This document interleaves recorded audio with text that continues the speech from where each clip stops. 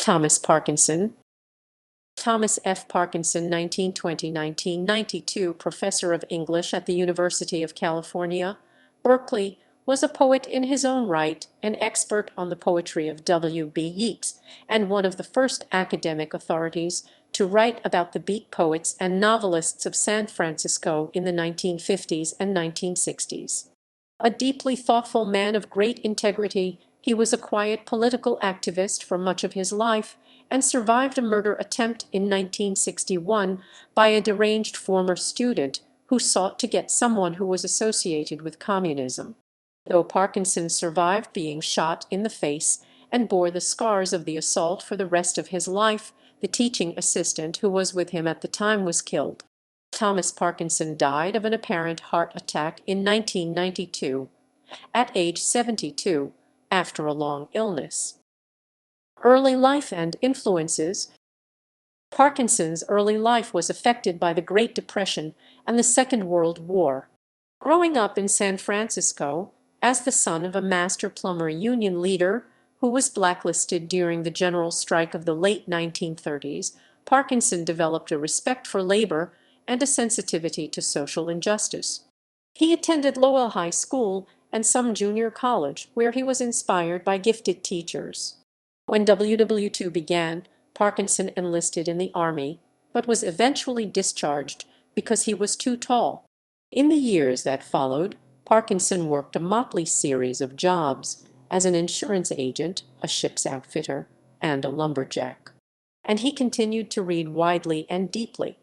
He eventually returned to UC Berkeley, where he completed his bachelor's degree in 3 years. Academic career and activism. While he was developing an academic career at Berkeley in the 1950s, Parkinson became immersed in the continuing political battles of his times.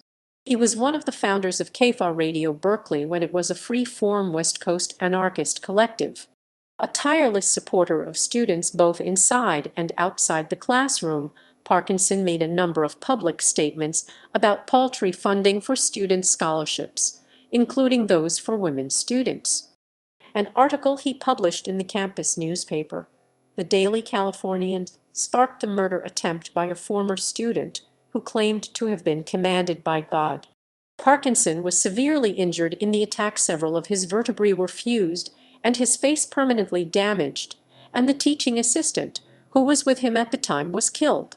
Parkinson continued to promote liberal causes, however, and served as campus ombudsman. He was instrumental in helping promote humanities study, teacher training, and extension courses for non-matriculated students during a period when the university was pressured to specialize its programs and become increasingly elite. Publications.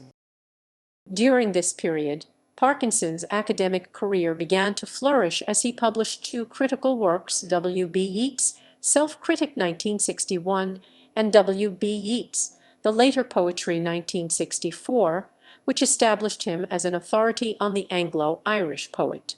He was also one of the first academic critics to appreciate and promote the works of beat writers like Allen Ginsberg, but also of John Montague Poet and Robert Duncan.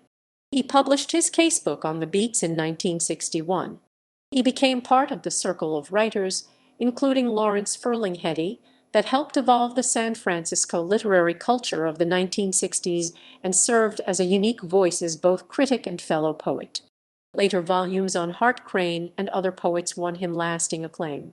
His last book, Poems, Movements 1987, is a collection of essays. When Parkinson was an undergraduate at Cal, he won the Emily Chamberlain Cook Prize in Poetry, the 26th award, in 1945, for his poem Letter to a Young Lady, which was published as a staple back that year by The Circle.